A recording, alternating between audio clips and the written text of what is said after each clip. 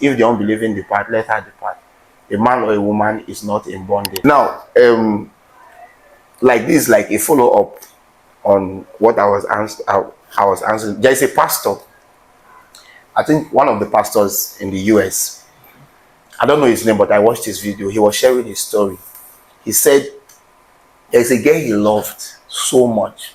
He loved this girl so much that he made up his mind that he's going to marry her, because it's like they met in is this no, not seminary school, one of these Christian universities in the US. So he felt she was a child of God and all of that. So, and he loved her so much. She was also very beautiful. So he had invested his love on her. So, but to his surprise, when he now went to pray about it, God now inspired him that he should not marry the girl. He said he cried his life. Like, why is God stopping him from marrying who he truly loves? He cried and cried. And then he went to meet the girl. He said, God said we should not continue. I'm not going to marry. And he kept on crying. But he said, long story short, that he actually went back and married the girl. He could not handle it. That the love he had for her was so much that he was able to give himself good reasons why he should. Because he has loved this girl. Why would God be saying that he should not marry her? Now, after that decision that he made, he married the girl. He said their marriage was blissful for, I think, 3 months. After 3 months, and maybe within that 3 months, he will be wondering, why this kind better thing and God be the same, make I know do, you know? Or maybe I beg my devil be, they tell me that and no be God. You know, sometimes when it's not comfortable, you want to say it's the devil. Some Christians are like that too. When it's not comfortable, they say it's the devil that is speaking to them. Whereas they know it is that same still small voice that used to inspire them. So the pastor said after 3 months, the chaos started. They could not live together. He tried his best to convince this woman why this woman should. He is a pastor and she knows this. The woman insisted that she must divorce him. And you know the way it is in America. Divorce is not a big deal. It's not like we in Africa that want to try our best, calling pastors to speak to you. This lady divorced him and left. And now she divorced him and left. And he said, as I am speaking to you now, this lady has been involved in 3 other marriages. After divorcing him, she married another person. That divorced that one, married another. Divorced, married another. And him, he has not been able to marry again since that time.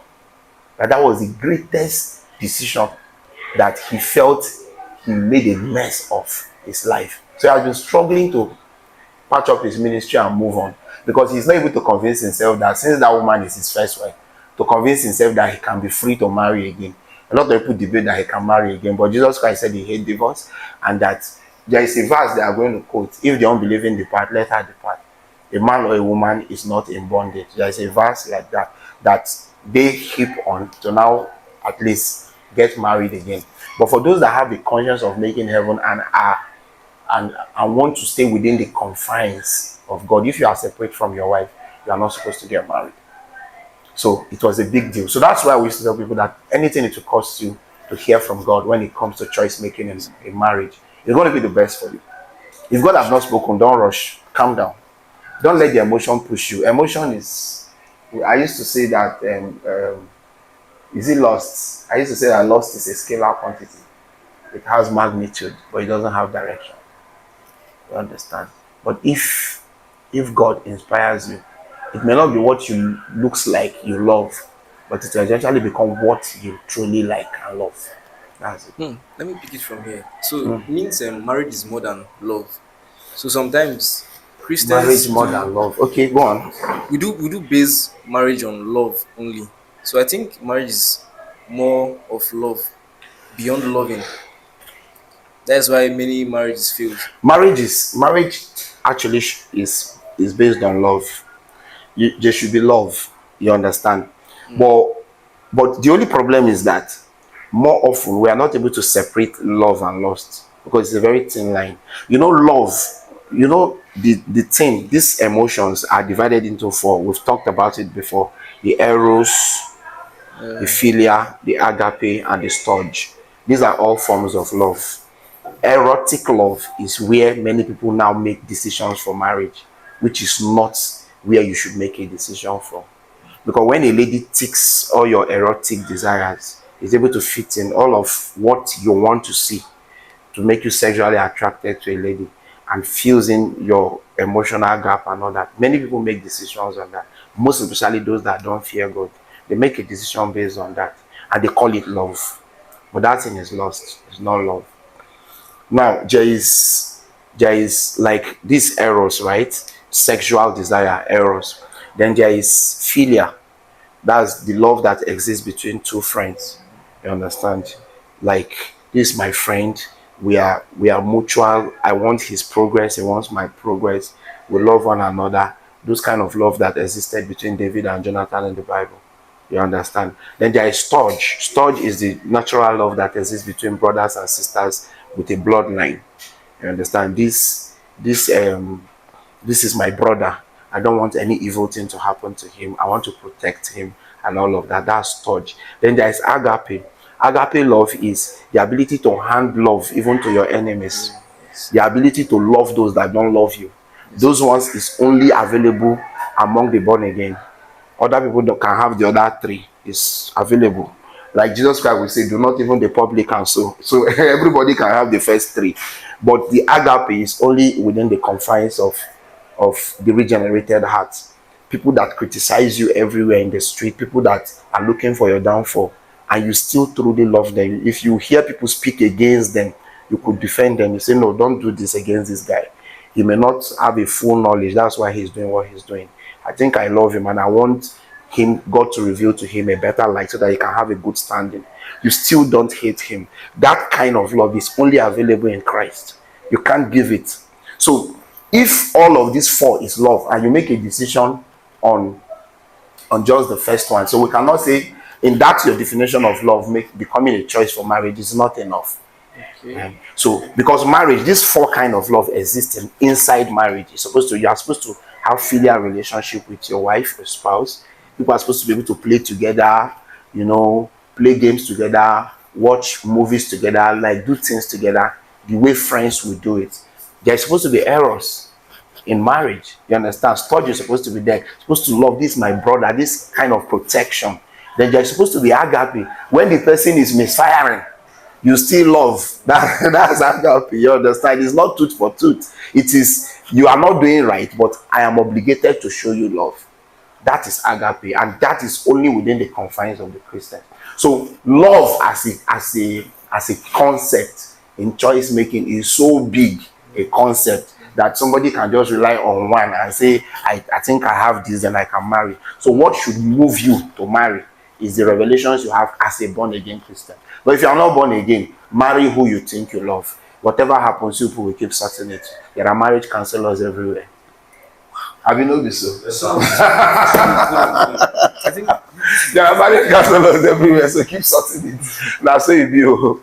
So we should always be aware that we have this love, the 5 type of love in us before we can know the woman we want to marry. No, that's not what I said. I'm only saying that when you finally get married, you must be intentional about making sure that these four kinds of love are finding expression. Okay. But in choice making for the born again, you must be sure God is making an input in that decision. That God is telling me to marry this girl. That input is important for your safety. It's not a must. You can still marry even if God did not give you an input. But if you can get the input, I can assure you a blissful, happy ever after. Wow. So I can marry for agape. I can marry with agape love. So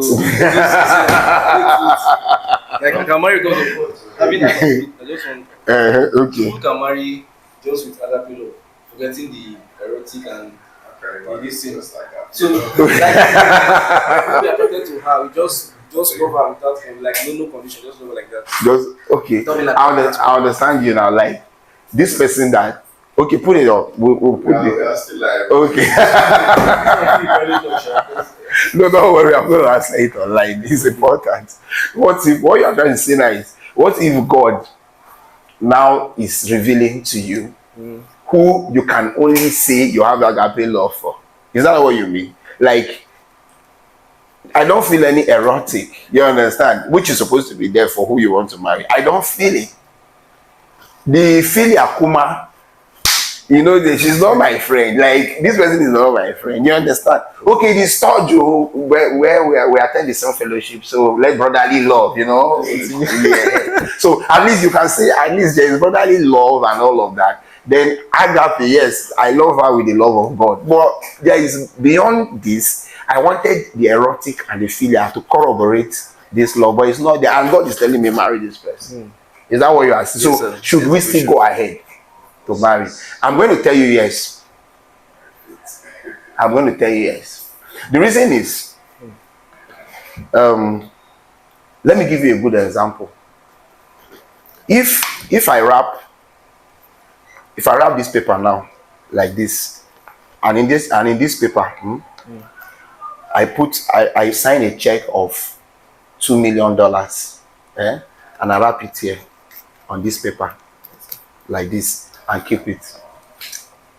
And I bring this envelope better than this paper, and I put a check of $100, put it inside. And I bring a golden envelope, and I put a check of $1, and I tell you to choose. And I tell you to choose.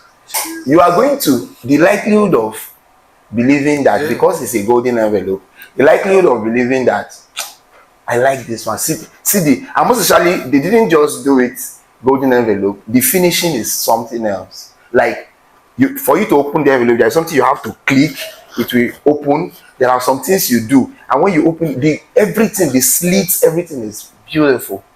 You would want to pick this. But me that have it knows that what you needed to pick to change your life forever is here. But it is not beautiful for you. So you may not like it, but I know you need it.